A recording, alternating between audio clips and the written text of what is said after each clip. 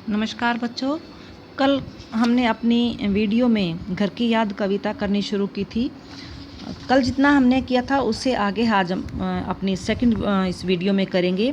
यहाँ कवि कहते हैं कि जब उनके पिता व्यायाम करके छत से नीचे आए होंगे तो उन्हें अपने बड़े बेटे की बहुत याद आई होगी, क्योंकि घर में उनके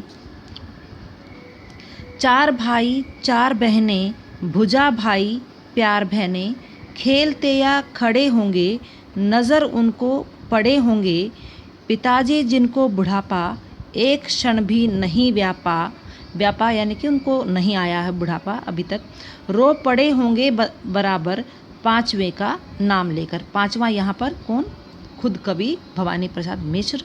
यानी कि ये टोटल 5 भाई और 4 बहनें थे, टोटल 9 भाई बहन थे, जिनमें से 8 उनके घर में थे और ये 9वां जो है ये आज़ादी के आंदोलन में भाग लेने के कारण इनको जेल हो गई थी और ये जेल में थे। जेल में रहकर ये अपने घर की को याद कर रहे हैं।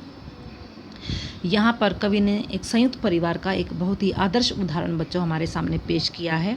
यहाँ कवि ये कहना चाहते हैं कि उनके पिताजी जब व्यायाम करके छत से नीचे आए होंगे तो वहाँ आंगन में 4 भाई व 4 बहनें खड़े होंगे और आपस में खेल रहे होंगे। इस कवि की नज़र में भाई भुजाओं के समान उनकी ताकत हैं। भुजाएं होती हैं बेटा, हाथ भाई एक हाथ के समान होता है, एक ताकत का प्रतीक होते हैं, और बहनें जो हैं प्रेम की मूर्ति हैं उनके लिए। पिताजी ने उन्हें खड़े हुए देखा होगा और भले ही पिताजी को एक पल के लिए भी बुढ़ापा व्याप्त नहीं हुआ है, लेकिन वे अपने 5वें पुत्र को याद करके यानी कि खुद कवि को याद करके वे बहुत ही उन्हें न पा करके वे बहुत रो पड़े होंगे और उन्हें बहुत याद किया होगा। तो यहाँ कहने का अर्थ यह है बच्चों कि कवि के पिता में जवानों जैसी यानी कि युवाओं जैसी शक्ति और साहस था, लेकिन उनके पास एक बच्चों पिता का हृदय भी था। 4 भाइयों और 4 बहनों में 5वें पुत्र भवानी प्रसाद मिश्र को न देखकर वे रो पड़े होंगे।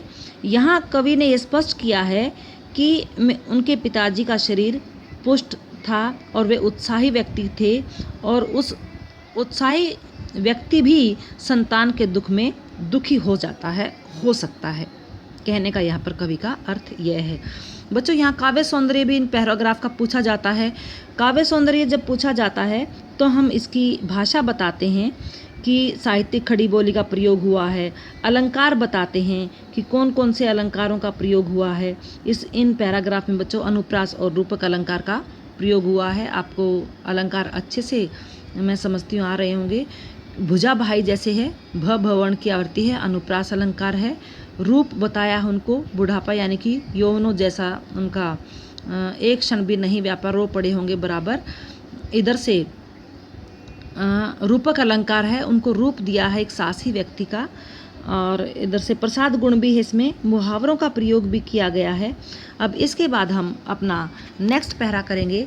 कवि कहते हैं कि 5वां मैं हूँ अभागा अभाग्यशाली। उनमें से 4 पुत्र तो उनके पास घर में ही थे और 5वां जेल में था, इसलिए कवि अपने आप को घर में नहीं है, इसलिए अपने आप को अभाग्यशाली मान रहे हैं।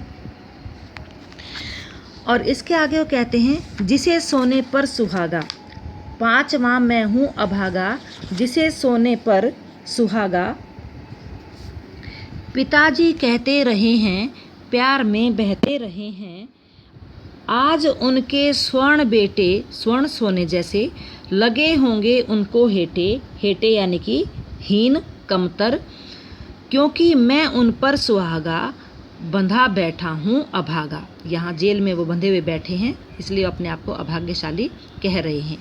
बच्चों इन दोनों पैराग्राफ में कवि कहना चाहते हैं कि पिताजी का 5वां बेटा वह खुद हैं जो भाग्यवान होते हुए भी अभाग्यशाली हैं, बदकिस्मत हैं, क्योंकि उनके लिए यहाँ वो कहते हैं उनके पिता जी उसे हमेशा अपने अन्य पुत्रों से भी अच्छा तथा प्रिय पुत्र मानते थे, न केवल मानते बल्कि इस बारे में सबसे वो कहते भी फिरते थे कि मेरा जो 5वां बेटा है वो तो सोने पर सुहागा है, मेरे सारे बच्चे अच्छे हैं, लेकिन उन सभी में वो एक नगीने के समान है। यहाँ पर मुहावरे का प्रयोग बच्चों किया है, देखो लेखक ने मुहावरेदार भाषा का प्रयोग किया हुआ है।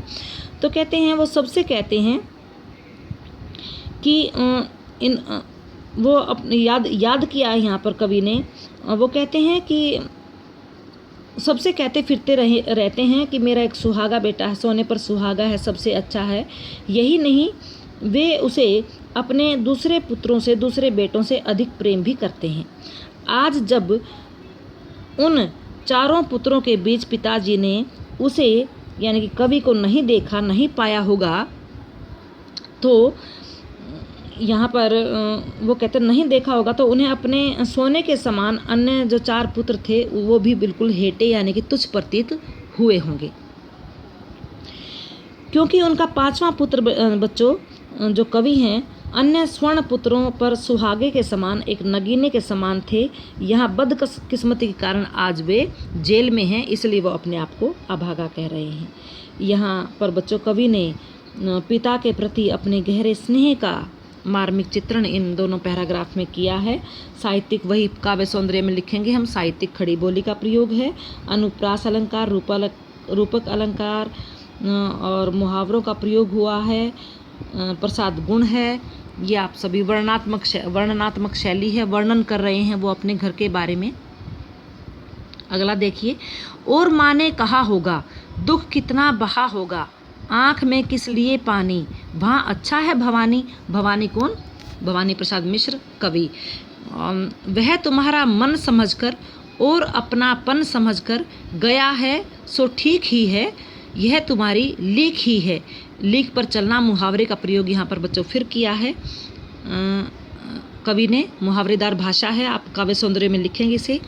इन दोनों पैराग्राफ में कवि कहते हैं अपने पिता को याद करके रो पड़ते हैं वो, और जब रो पड़ते हैं तो कवि की माँ ने उन्हें अर्थात कवि के पिता को अवश्य ही सांत्वना दी होगी, सिंपैथी दिखाई होगी। और जिस समय उनकी माँ ने उनके पिता को सिंपैथी देने की कोशिश की, सांत्वना देने की कोशिश की, तो उस समय वह घर में बहुत दुख बहा होगा, उस समय घर में दुख व्याप्त होगा, अर्थात सभी बहुत दुख होंगे भवानी को न पाकर वहाँ पर, क्योंकि उन्हें भी कवि की याद आई होगी, माँ को भी, लेकिन फिर भी उन्होंने पिताजी को सांत्वना देते हुए कहा होगा कि वह वहाँ बिल्कुल अच्छा है, सकुशल है। यदि वह जेल में गया है तो ये तुम्हारे द्वारा दी गई शिक्षा का ही परिणाम है, क्योंकि वह अपने घर की लीक पर ही चल रहा है,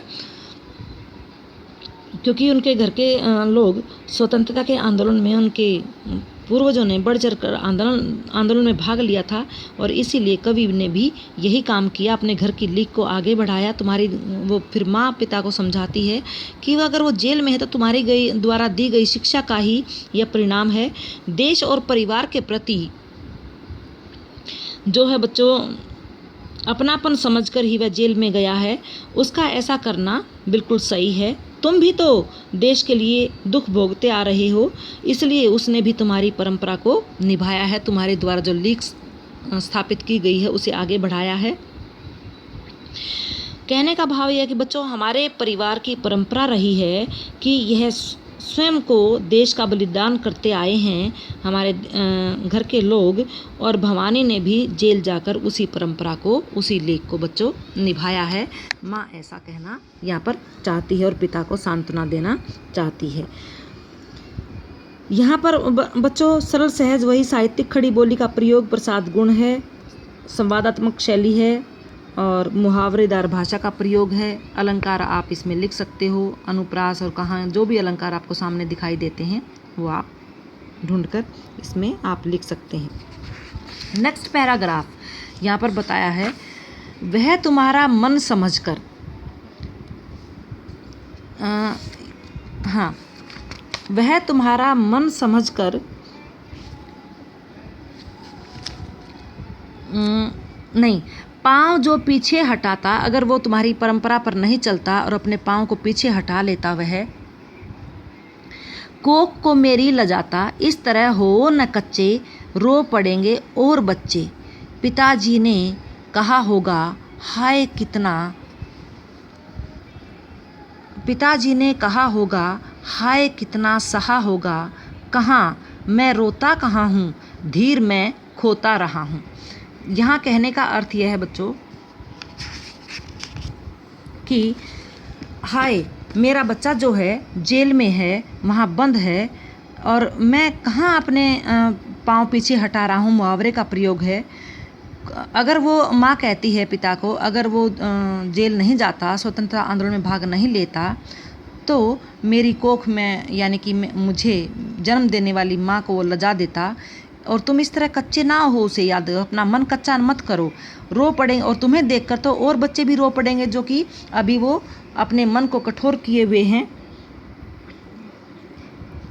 इसके बाद यहाँ पर कवि माँ कहती है पिताजी ने कहा होगा, पिताजी ने क्या कहा होगा, हाय कितना सहा होगा, वह मेरा बच्चा जो है जेल में कितना सहन कर रहा होगा, उसके ऊपर क्या अत्याचार हो रहे होंगे, और